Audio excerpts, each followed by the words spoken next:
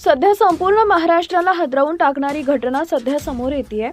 जालना शहरामध्ये घडलेल्या या घटनेनं सर्वांनाच धक्का दिलाय। या घटनेमध्ये एक अत्यंत गरीब घरातील असलेला 9 वर्षीय हुशार चिमुकला आपल्याच घरासमोर आनंदामध्ये पतंग उडवत असताना अचानक त्याच्या नाकातोंडातून आणि तो जोरजोरात ओरडायला सुद्धा लागला।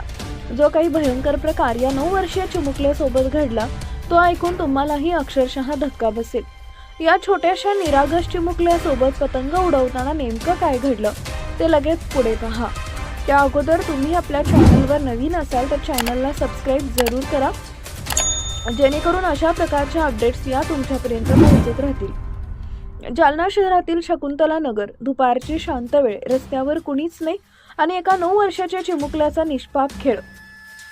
पतंग उडवण्याचा आनंद क्षणातच काळात कसा बदलतो याचा अंगावर काटा आणणारं हे दृश्य भयानकच होतं। शकुंतला नगर इथं रहिवासी असलेला अरहन शेख हा 9 वर्षीय चिमुकला पतंग उडवत होता।